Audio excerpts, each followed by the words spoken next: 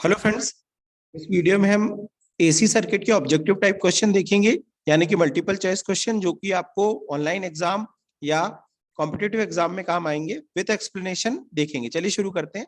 Question number 1, number of cycle पर second is termed as in an AC circuit.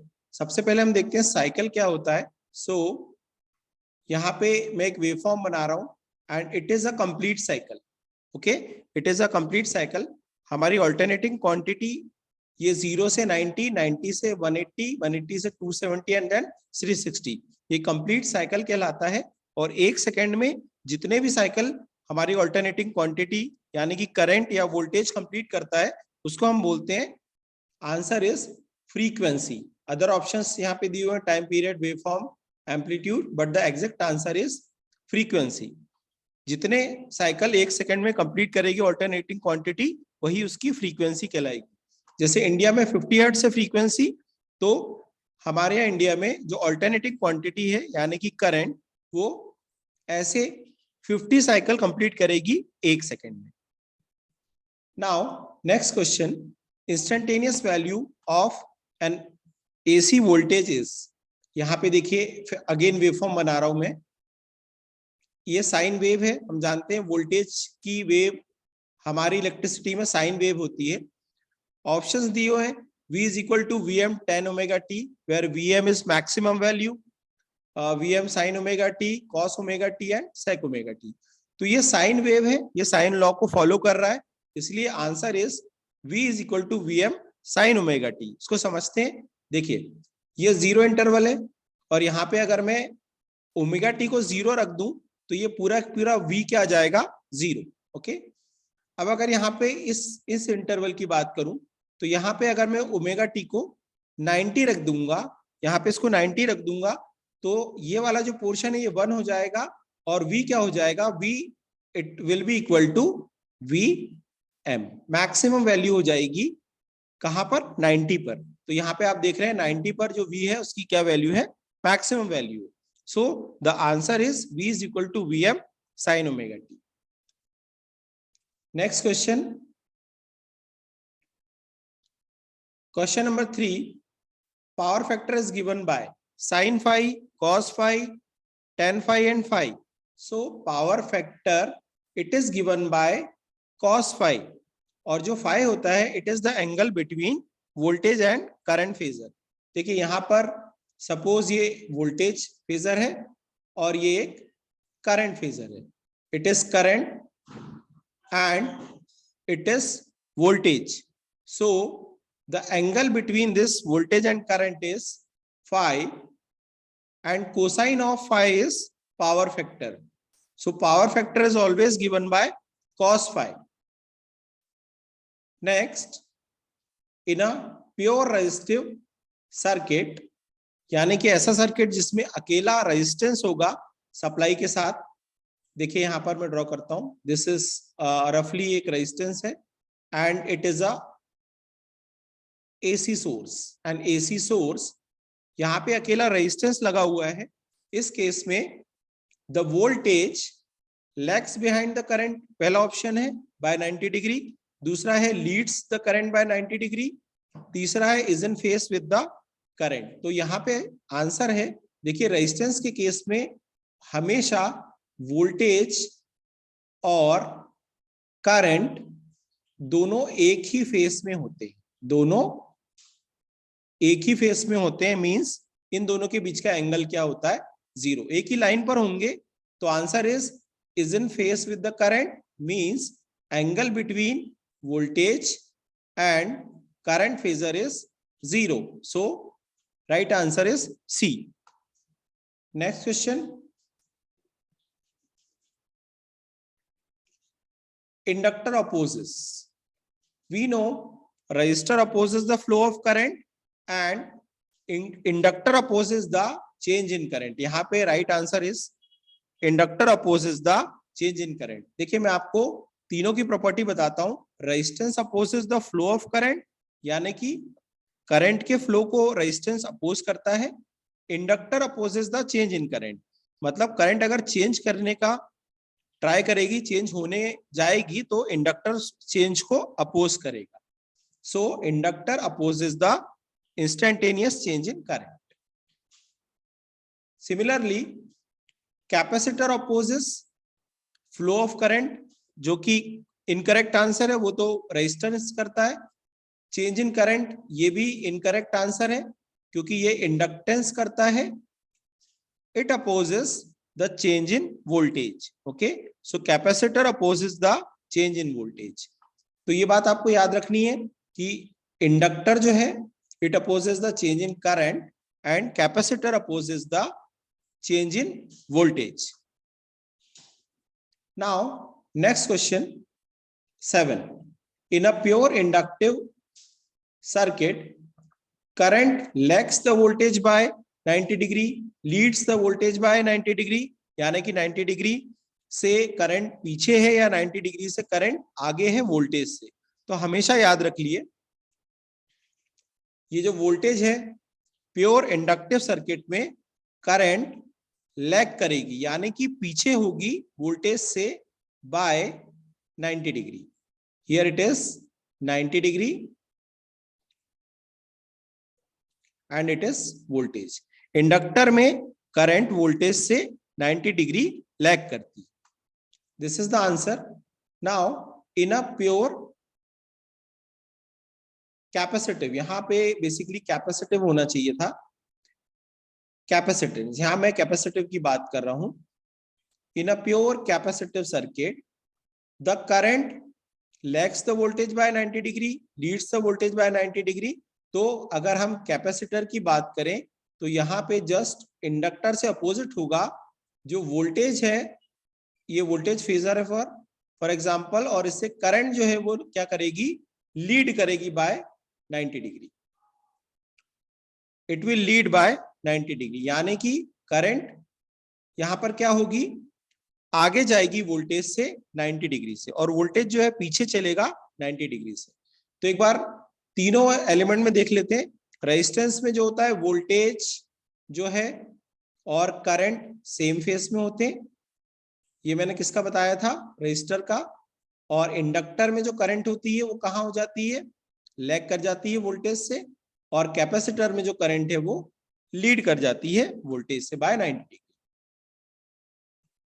Next question, question number 9. Maximum value of power factor. देखिए we know the formula of power factor.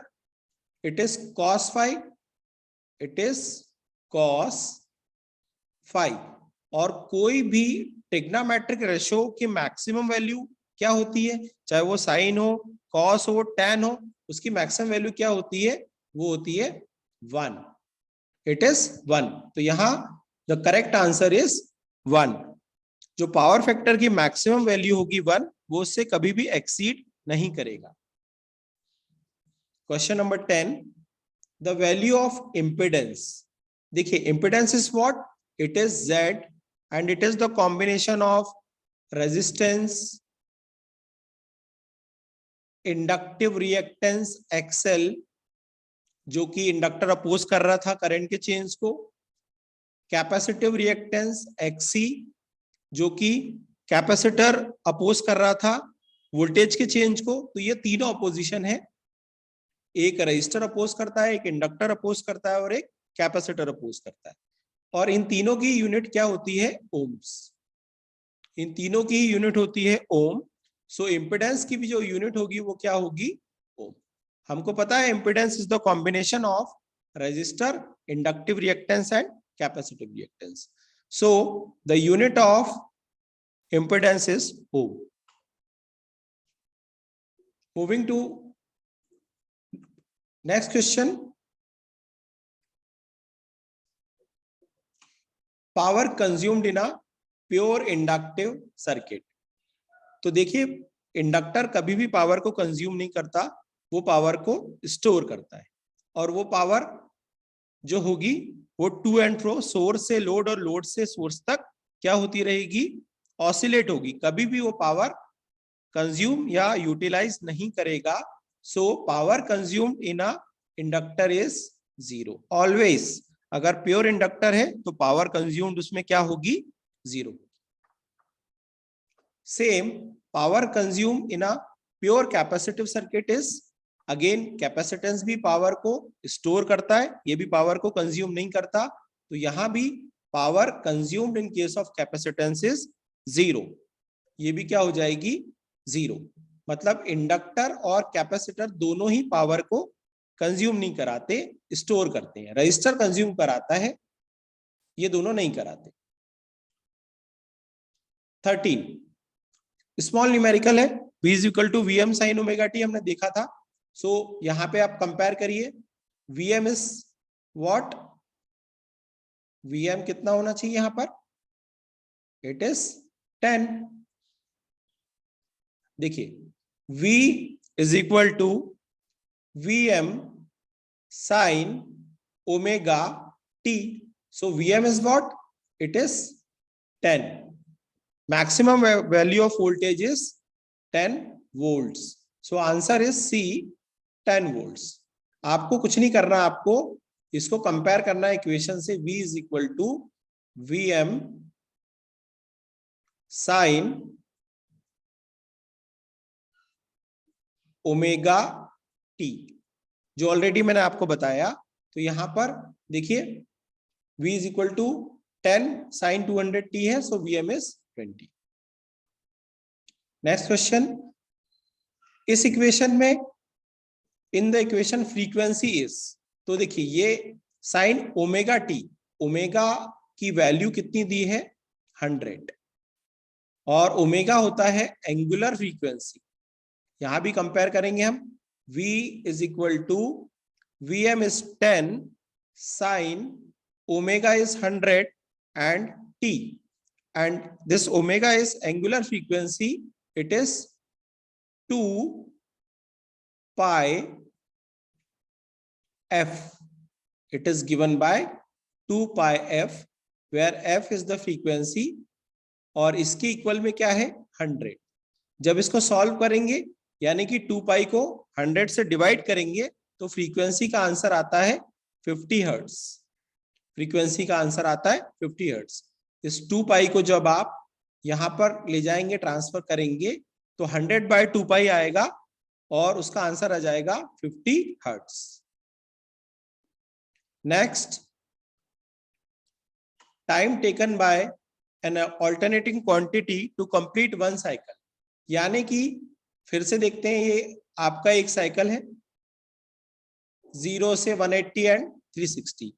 इसमें लगने वाला time क्या कहलाता है, यहां से यहां तक में लगने वाला time, it is t and it is the options are frequency, time period, amplitude and none of above. So the answer is time period. So time taken by alternating quantity, यानी कि एक ऑल्टरनेटिंग क्वांटिटी में एक cycle को complete करने में कितना time लगता है, वो क्या कहलाता है, उसका टाइम पीरियड, और उसको t से डिनोट करते हैं. RMS value of an alternating quantity means current or voltage is what. यहाँ पे ऑप्शन दिए effective value, apparent value, peak value, average value.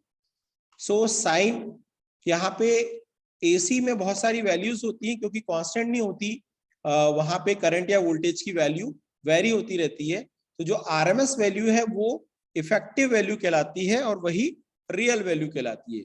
जब भी हम कोई फैन या कोई इलेक्ट्रिकल अप्लायंस परचेस करके लाएंगे, उसमें जो रेटिंग रहेगी जैसे 230 वोल्ट, वो कौन सी वैल्यू होगी, RMS वैल्यू होगी, root mean square value. So it is the actual value और real value, and it is also known as effective value. So RMS value effective value होती. Next, the formula for reactive power. देखिए 3 तरीके की power होती है AC में, active power P, reactive power Q and apparent power S. So reactive power का जो formula होता है वो होता है VI sin phi. So answer is 2. Reactive power VI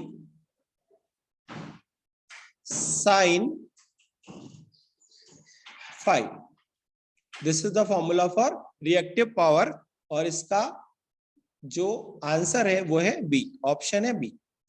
the formula of apparent power, तो एस इज अपेरेंट पावर, और यहाँ पे ऑप्शन दिए V I cos phi, V I sine phi, but the right answer is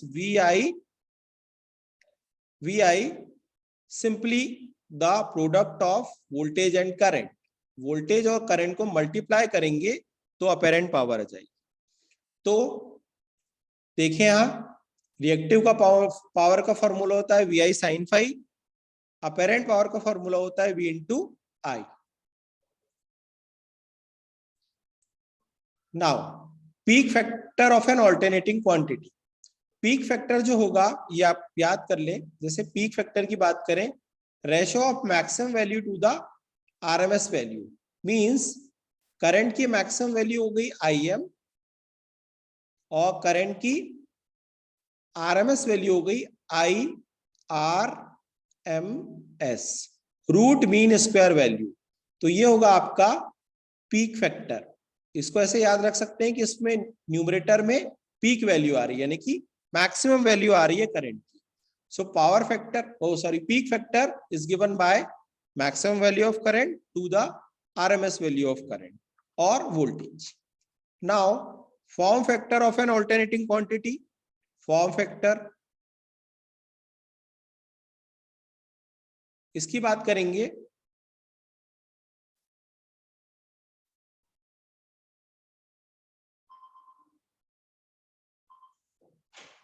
तो last question, the form factor is given by, form factor की अगर हम बात करें, form factor it is given by ratio of RMS value to the average value. यहां पर numerator में आ जाएगा RMS, means IRMS, root mean square value of current upon average value of current, means I average. So this is form factor. So these are some basic questions। इस video में कुछ basic question मैंने cover किए। अगर आपको कोई doubt है तो कमेंट बॉक्स में प्लीज पूछिए, और मुझे बताइए। इसका सेकंड पार्ट भी बनाऊंगा मैं, और ये सारी चीजों को एक्सप्लेन करूंगा। बट प्लीज चैनल्स को सब्सक्राइब करिए और इस वीडियो को लाइक करिए। Thank you.